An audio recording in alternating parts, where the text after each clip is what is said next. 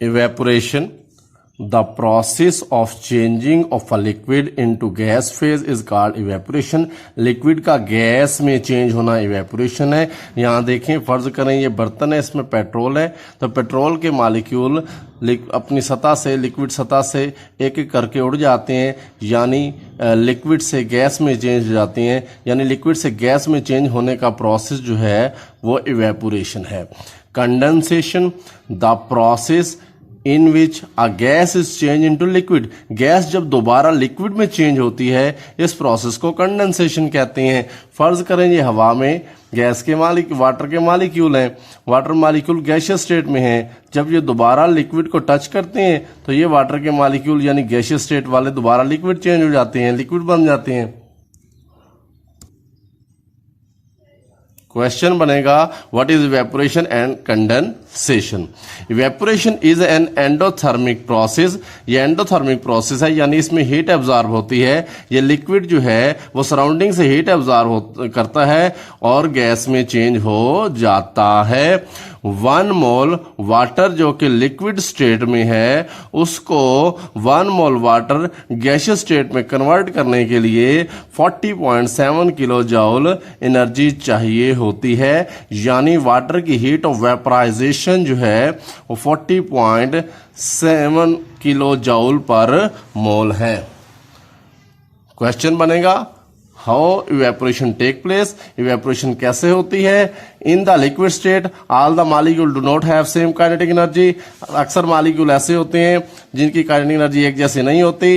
Majority of the molecule have the average kinetic energy, अक्सर molecule ऐसे हैं जिनकी एवरेज काइनेटिक एनर्जी।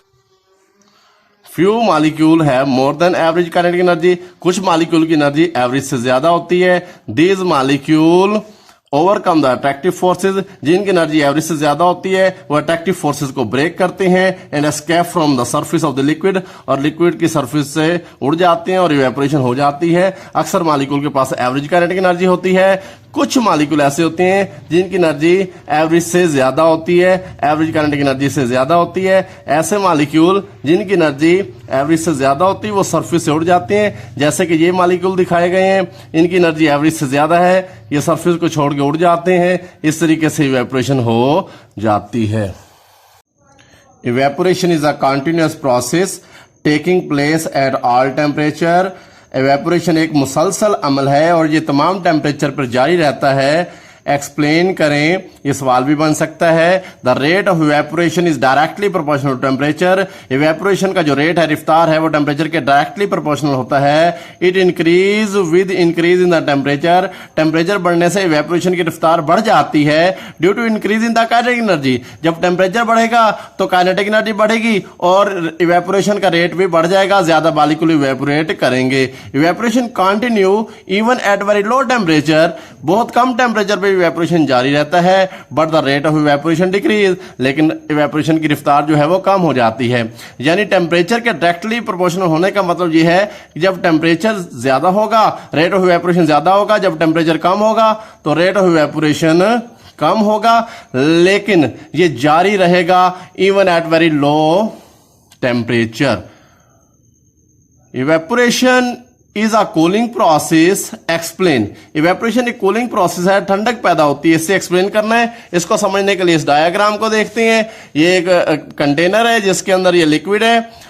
सबसे पहले होता यह है कि हाई एनर्जी मॉलिक्यूल इवेपोरेट कर जाते हैं, living behind low energy molecule, पीछे लो एनर्जी मॉलिक्यूल रह जाते हैं, जिसकी वजह से ये लिक्विड की एनर्जी लो हो जाती है, यानी लिक्विड का टेम्परेचर कम हो जाता है। इस एनर्जी को कंपनसेट करने के लिए energy absorb from the surrounding, surrounding से एनर्जी एब्जॉर्ब करते हैं। सराउंडिंग से जब एनर्जी एब्जॉर्ब करते हैं तो सराउंडिंग में एनर्जी कम हो जाती है और हम कूलिंग महसूस करते हैं। When high energy molecule vaporize, जब हाई एनर्जी मॉलिक्यूल उड़ जाते हैं, the temperature of remaining molecule decrease, remaining molecule का टेम्परेचर कम हो जाता है। To compensate this energy deficiency, इस कमी को पूरा करने के लिए molecule of liquid absorb energy from surrounding, वो सराउंडिंग से एनर्जी लेते हैं। As a result the temperature of surrounding decrease and we feel cooling. Factor affecting the evaporation, 3 factor हैं। पहला है सरफेस एरिया, दूसरा है टेम्परेचर और तीसरा है intermolecular forces. The rate of evaporation is directly proportional to surface area. जब surface area ज्यादा होगा तो रेट ऑफ इवेपोरेशन ज्यादा होगा, ज्यादा मॉलिक्यूल इवेपोरेट करेंगे। जब सरफेस एरिया कम होगा तो रेट ऑफ इवेपोरेशन कम होगा, कम मॉलिक्यूल इवेपोरेट करेंगे। Evaporation is surface phenomena.